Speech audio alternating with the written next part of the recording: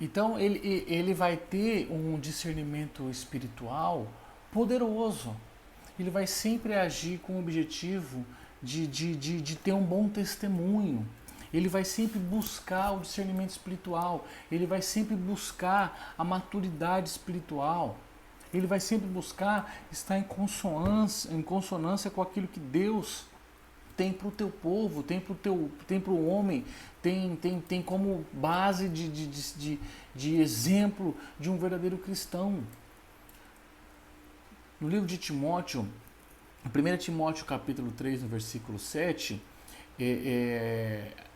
quando Timóteo vai falar sobre o ministro, sobre o homem que trabalha para Deus, o homem que deseja o episcopado, que deseja fazer parte do ministério da igreja, ele vai dizer o seguinte, que convém também que tenha bom testemunho dos que estão de fora, para que não caia em afronta.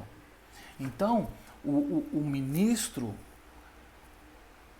escolhido por Cristo, ele vai ter ciência da responsabilidade dele nesta terra, do quanto ele ser um ministro de Deus, recai sobre ele uma responsabilidade de uma vida responsável, de uma vida decente, de uma vida segundo os parâmetros e os padrões sociais. Então, a vida desse ministro de Deus, ela precisa ser observada, ela precisa ser respeitada, ela precisa ser aprovada, não só pelos crentes, mas também pelos descrentes, mas também por aquelas pessoas do mundo. Porque, como eu disse, nós somos embaixadores de Cristo. Nós representamos o reino de Cristo nesta terra. Nós representamos o próprio Cristo. Nós representamos aquilo que Jesus deixou para a terra, deixou para a humanidade. Então, o verdadeiro ministro de Jesus, o verdadeiro ministro de Deus, ele tem esse senso de que está sobre ele uma responsabilidade grande e que ele tem que ser o exemplo e que ele tem que ser uma pessoa admirada. Não estou dizendo que ele tem que ser perfeito, não estou dizendo que ele tem que ser uma pessoa que não comete erro nenhum, não é isso que eu estou dizendo. Eu estou dizendo que ele tem que ser uma pessoa que busca incessantemente dar um bom testemunho da sua vida cristã, da sua vida espiritual, da sua vida familiar, da sua vida profissional, se for o caso, na sua vida na sociedade como um todo. Ele tem que ser uma pessoa íntegra, tem que ser uma pessoa admirada por todos, uma pessoa no qual as demais se espelham. Então ele tem a noção da responsabilidade que está sobre a vida dele e que ele não pode ser uma pedra de tropeço. Vou repetir porque é importante deixar isso bem claro. Não estou dizendo que ele tem que ser perfeito. Não estou dizendo que ele tem que ser que não pode errar, que não pode ter seus defeitos, que não pode ter suas falhas, porque nós somos seres humanos, mas ele tem que sempre buscar um bom testemunho e ter a certeza de que ele não pode ser pedra de tropeço, que ele tem que ser o exemplo. Quando o ministro tem essa responsabilidade bem clara sobre ele, é mais fácil para que ele consiga caminhar nos caminhos que o Senhor separou para os seus embaixadores, que o Senhor separou para os seus ministros. Porque, como eu disse no início, ele foi aprovado, ele foi separado, ele foi autenticado. Deus disse, olha, eu confio neste homem, para que esta mulher seja um ministro do meu evangelho, seja um ministro do meu reino, para que ele seja um ministro, para que seja uma pessoa pela qual outras vão conhecer o meu reino, vão conhecer a minha verdade, vão conhecer a minha justiça. Amém? Então, a primeira qualidade do ministro aprovado por Deus, do ministro escolhido por Deus, do verdadeiro ministro de Cristo, é que ele, primeiro, ele é chamado pela vontade de Deus e ele recebe um selo de autenticidade do Senhor. Ele é autêntico, Deus chamou e ele tem a certeza, e todos têm a certeza, de que ele é um homem escolhido por Deus. A segunda qualidade, ele vai ter um senso de responsabilidade ministerial. Ele vai saber o quão importante ele tem que ser como um homem íntegro, como um homem reto, como um homem que a sua vida é observada, que a sua vida é analisada e que a sua vida também é respeitada, não só por cristãos, como também por pessoas que ainda não conhecem a Cristo. E a terceira qualidade é que eles são piedosos, são íntegros. Os verdadeiros ministros de Cristo são homens íntegros, são homens piedosos, são homens que vivem uma vida digna, não somente diante de Deus, não somente diante da igreja, não somente diante dos crentes, mas também diante do mundo. São homens que buscam a piedade, são homens que buscam serem homens íntegros, são homens que buscam serem justos, são homens que buscam não somente, repito, não somente na igreja, mas que buscam na sua vida social, na sua vida profissional, no seu trabalho, são homens que buscam a justiça do Senhor. Olha só, Paulo, nessa mesma epístola aos Coríntios, só que na segunda epístola aos Coríntios, no capítulo 8, no versículo 21, ele vai dizer assim, no versículo 20, no versículo 21, ele vai dizer assim, segunda epístola de Paulo aos Coríntios, capítulo 8, versículo 21, ele vai dizer, pois zelamos do que é honesto, não só diante do Senhor, mas também diante dos homens. Ou seja, o homem chamado para o ministério, o homem chamado para a obra de Deus, o homem chamado para desempenhar qualquer atividade dentro da casa do Senhor, tem que ser aquele homem, aquela mulher que se comporta de modo honroso, de modo justo, de modo honesto, não somente no seu trabalho, mas também na sua vizinhança, na sua igreja, na sua família. É um homem que precisa viver sem escândalos. É um homem que precisa viver em harmonia, em paz. É um homem que não busca confusão. É um homem que é bondoso. É um homem que é honroso. É um homem que as pessoas buscam para tirar suas dúvidas. Lá em 1 Timóteo capítulo 6, no versículo 11, está dizendo assim, mas tu, homem de Deus, foge destas coisas. Ele vai falar uma lista de várias coisas más, coisas mundanas. E ele vai dizer, foge destas coisas e segue a justiça, a piedade, a fé, o amor, a paciência e a mansidão. Então, o homem de Deus precisa fugir das tentações deste mundo, precisa fugir das concupiscências deste mundo, precisa fugir das coisas loucas deste mundo, precisa fugir de vícios deste mundo, precisa fugir do amor ao dinheiro, do amor à riqueza. O homem de Deus, o ministro de Deus, precisa fugir da cobiça de bens materiais, de desejar viver uma vida de extravagância. Hoje nós vemos muito isso nas redes sociais, vemos isso de maneira evidente, inclusive entre grandes ministérios e pastores e que vivem assim numa ostentação. E nós temos que fugir disso, Da mesma forma como o profeta Eliseu,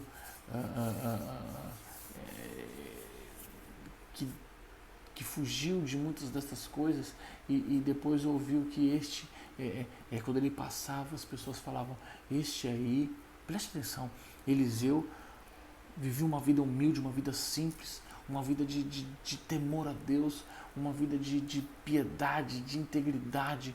E quando ele passava, por onde ele passava, as pessoas olhavam para ele e diziam, olha só, esse homem aí, ele é um grande homem de Deus, ele é um santo homem de Deus. Aleluia. Está lá no segundo livro de Reis, no capítulo 4, no versículo 9.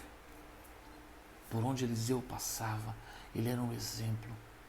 Ele era um homem honrado, mesmo entre aqueles que não conheciam o Deus Altíssimo, que não conheciam o Deus de Israel, mas conheciam aquele homem e viam o Deus de Israel naquele homem, e viam uma representação do Deus de Israel naquele homem, porque aquele homem era um homem santo, porque aquele homem era um homem digno, porque era um homem honrado. É isso que Deus espera dos seus ministros. É isso que Cristo espera dos homens que Ele vai entregar à disposição da tua igreja. Homens santos, homens de Deus. Olha aqui, a santidade, a busca pela santidade é algo imperativo na vida de um obreiro, na vida de um ministro, na vida daquele homem que vai trabalhar para o reino do Senhor. E eu vou falar de novo, preste atenção. A santidade é algo imperativo na vida do obreiro, é algo obrigatório. Você não pode desejar ser um obreiro do Senhor, você não pode querer ser um obreiro do Senhor se a santidade e a busca pela santidade não é algo primordial na tua vida. Você precisa buscar com sede a santidade, a justiça, a integridade, a piedade. Aleluia. Um bom ministro de Cristo, um verdadeiro ministro de Deus. Ele não é apenas aquele que manda, não é apenas aquele que ensina, não é apenas aquele que coordena. Ele é em tudo o exemplo para o seu rebanho. Ele é em tudo,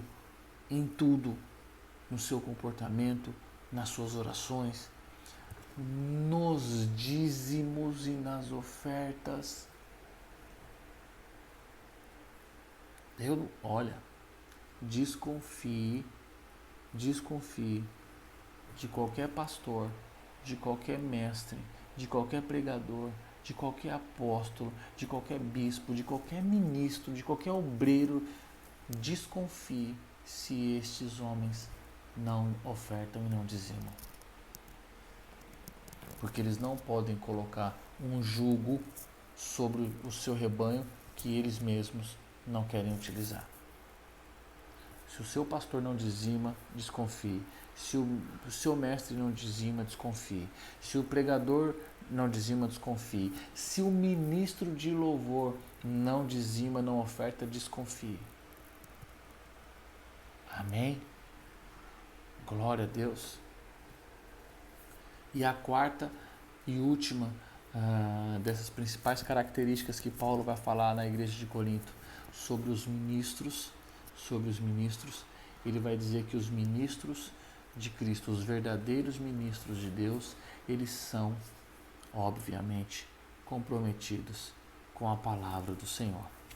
Óbvio que a palavra de Deus ela tinha que ser citada, que ela tinha que ser mencionada.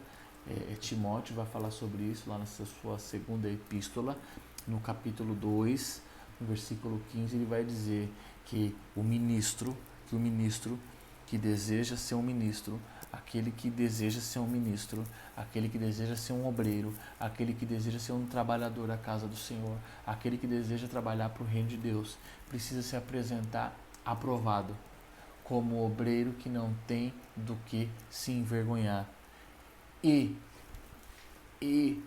que maneja bem a palavra da verdade.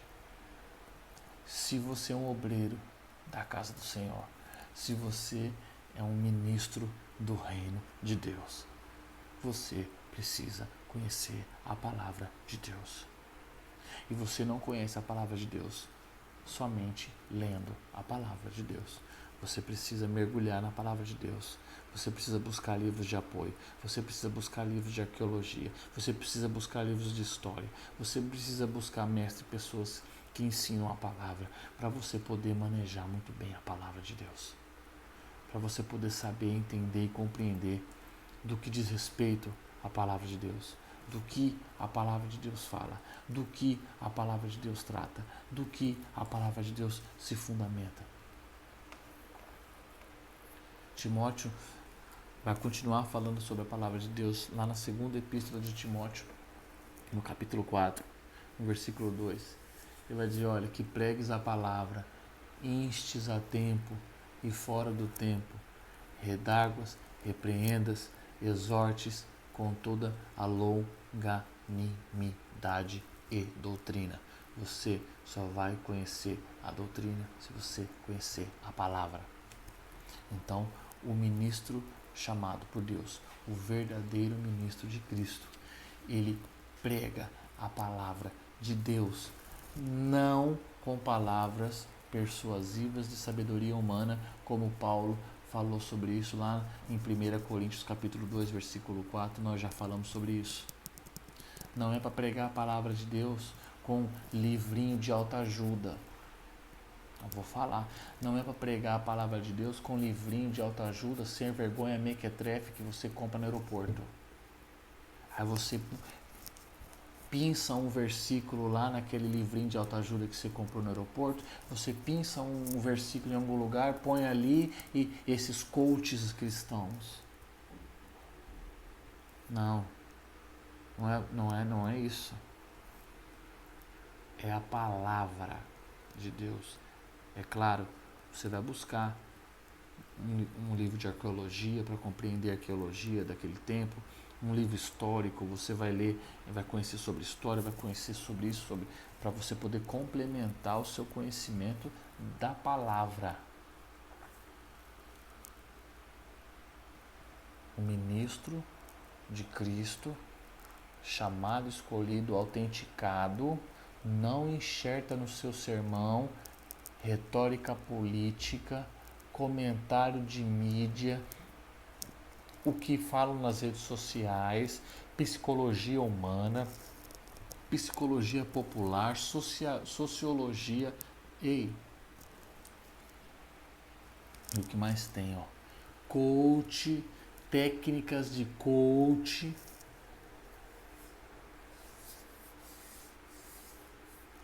Paulo falou sobre isso. 1 Coríntios capítulo 2, versículo 4, nós também falamos sobre isso. Se você não assistiu, volta lá e assiste essa aula.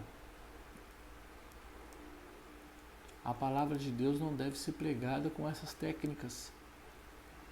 Técnicas de coach cristão, psicologia popular, redes sociais, retórica política, não é nada disso.